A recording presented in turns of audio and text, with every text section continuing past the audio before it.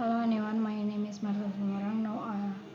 From Pamela University. Now I want to presentation about the issue of the Zeus story by Edward Albee.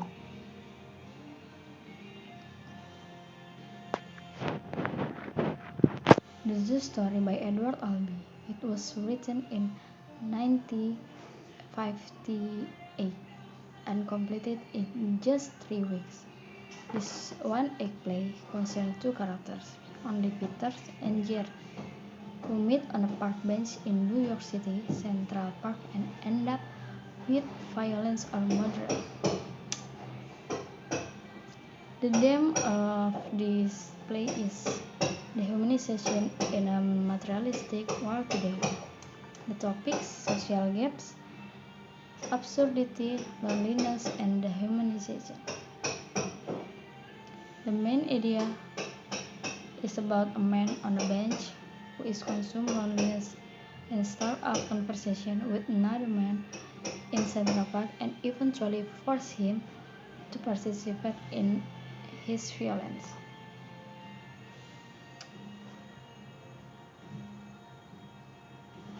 Okay, now I want to present the three main issues of this play. First is social gap. What is social gap? Social gap refers to relations. Social gaps refers to relational process in society that have the effect of limiting or the harming of group social status, social class, and social circle. Peter is comfortably upper middle class. In today's dollar, he makes money by publishing jobs. Jerry, on the other hand, is poor. He doesn't have any visible source of income. His family is dead. He lives in a low-rent boarding house. And of course, Peter has the valuable property that is the bench. Peter's got everything. Jerry has Zills, which is why he tries to take the rich people. Take the bench. It works out poorly for him, which is more or less true to the rest of his life. Rich people have everything, including power and all the bench. So when rich and poor tussle, it doesn't usually turn out well for the poor. And this is the picture of the difference between Peter and Jerry. There are very big social gaps between these people.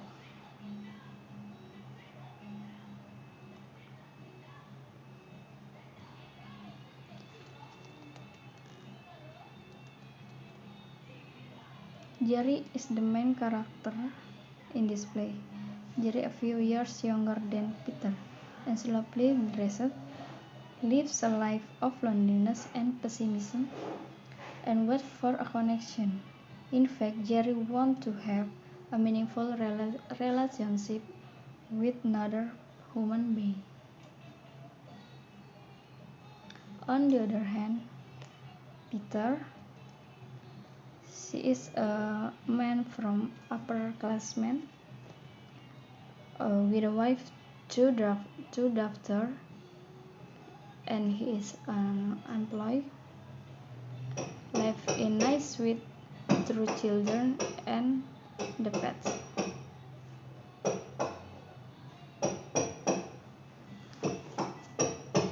From the conversation, we can read this part. A prosthesis. Everything a prosthesis. You're an educated man, aren't you? Are you a doctor? Oh, no. I read about it somewhere. Time magazine, I think. Well, Time magazine isn't for blockheads. No, I suppose not. Boy, I'm glad there's Fifth Avenue there. And the second part is, no, of course not. And you have a wife. Yes. And you have children. Yes, 2 boys. No, girls, both girls. There are two perspectives between Jerry and Peter. High class looking at the lower class. When Jerry begins to tell his very sad life, Peter feels uncomfortable and he expresses his astonishment by not believing that such a life is real. This conversation by Peter is his expression. That's disgusting. That's horrible. It's so unthinkable. I find it hard to believe that people such that really are. In contrast, how lower class looking at the higher class. Peter answered all of Jerry's question. Peter answered, made Jerry realize Peter has a wonderful life, the life that many people dream of. This conversation is, Jerry, that's so nice, very nice. What do you mean?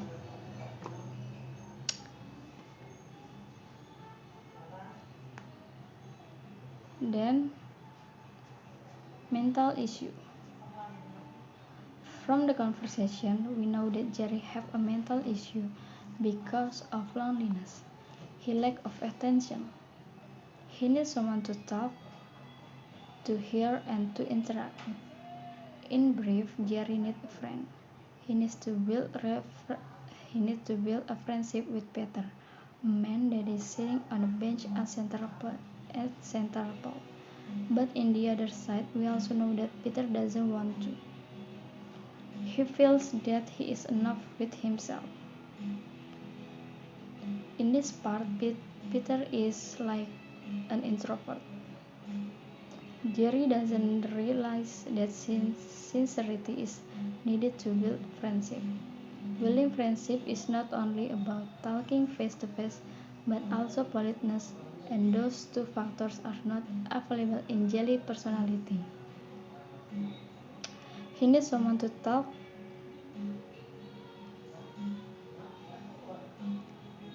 and that's about Jerry.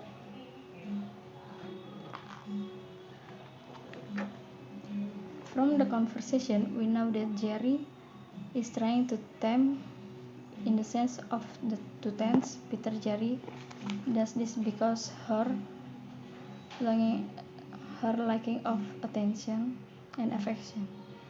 He was no one to talk, and when he finds Peter, he tries to get along with him.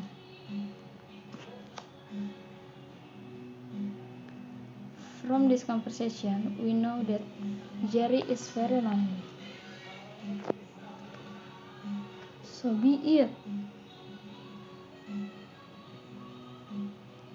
With a rush, he charges Peter and impales him on the knife table out. Just for a moment, complete silence.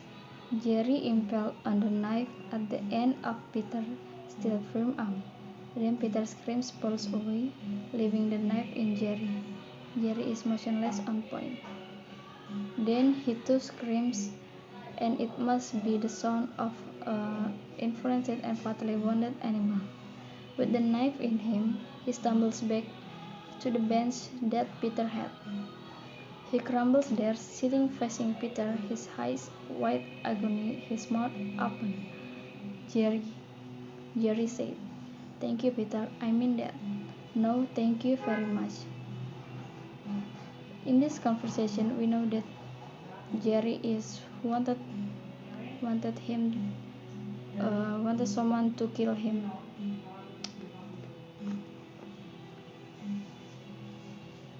And I think Jerry has like depression because of his loneliness. His poor living make him feel lonely, and yeah, he is depressed. And the last, absurdity.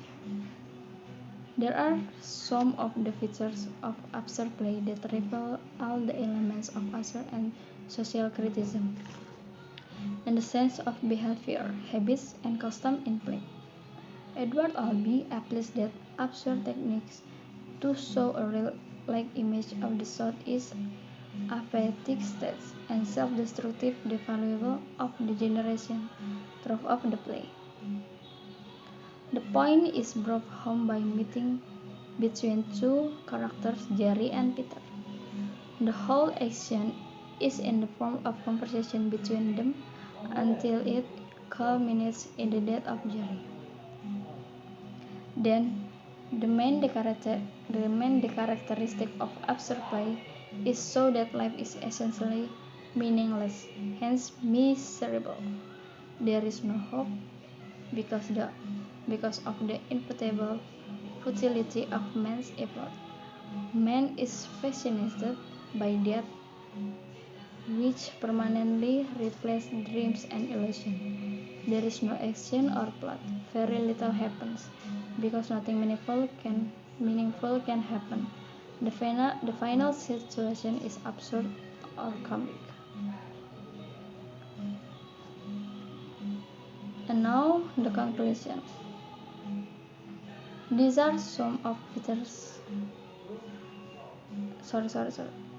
The conclusion. Jerry feels strange to the life of Peter, who appears only in the books of fairy tales, while Peter feels strange feeling to someone crazy like Jerry, who suddenly appeared in his life and living in a rundown apartment, which according to Peter. From this story, we know that two characters in the text the pattern of life two different social classes with different levels of complexity. Peter and Jerry show the separation between these two social classes makes people in social class not understand the state of society in other social classes. And in the interaction of these two figures try to bridge the misunderstanding between two social groups.